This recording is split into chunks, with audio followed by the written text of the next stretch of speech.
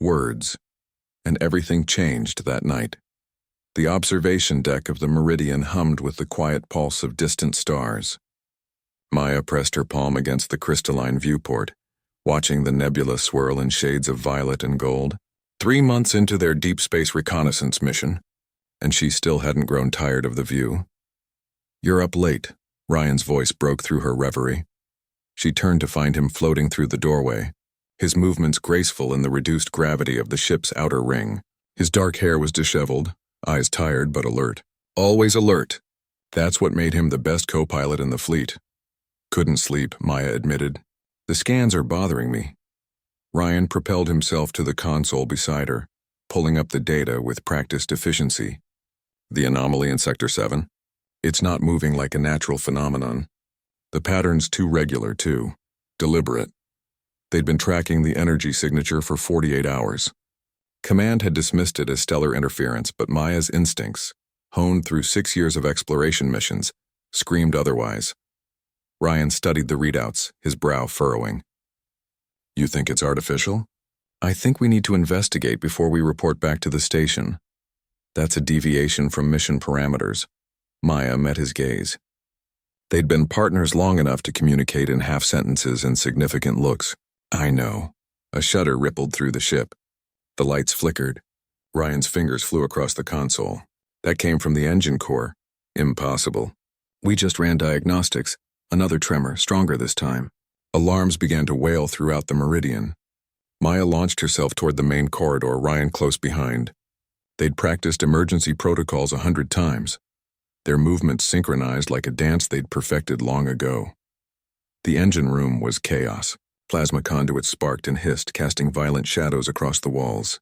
Maya's heart sank as she read the diagnostic panel. "We've got a cascade failure in the fusion reactor. Something's draining power at an exponential rate." "The anomaly," Ryan said grimly. "It's not just energy.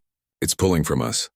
Maya's fingers worked frantically to reroute systems, buying them precious minutes. "We need to execute an emergency jump. Get us out of range. The hyperdrive needs 12 minutes to charge." "We don't have 12 minutes, 7 minutes. That's all they had before the reactor went critical." Maya's mind raced through possibilities, each more desperate than the last. Then she saw it.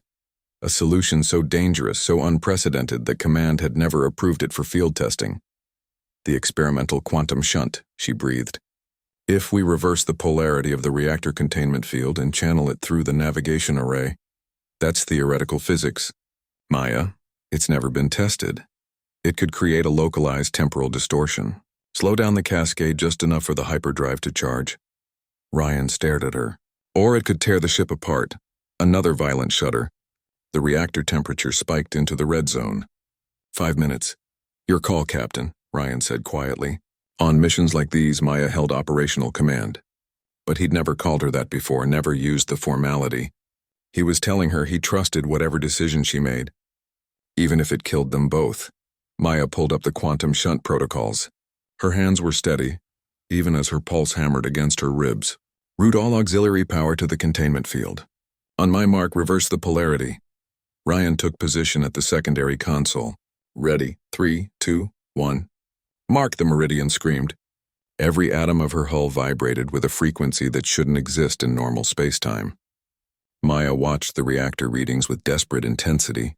The cascade was slowing, but not fast enough. "Don't," she gasped, reading the hyperdrive status. 8 minutes to charge.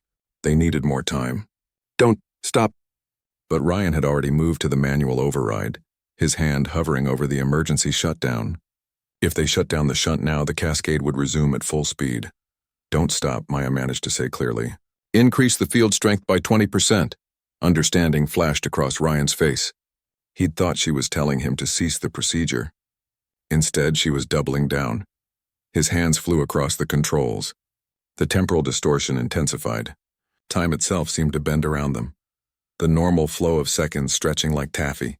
Maya felt her consciousness fragment across multiple moments, past, present, and fractional futures bleeding together.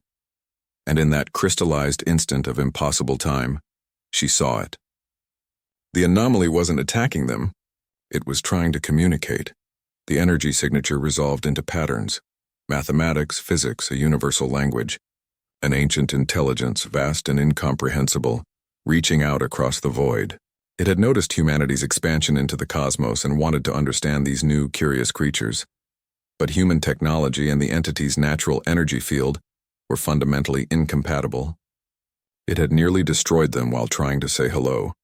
Maya's fingers moved on instinct, translating their own signals into the mathematical language.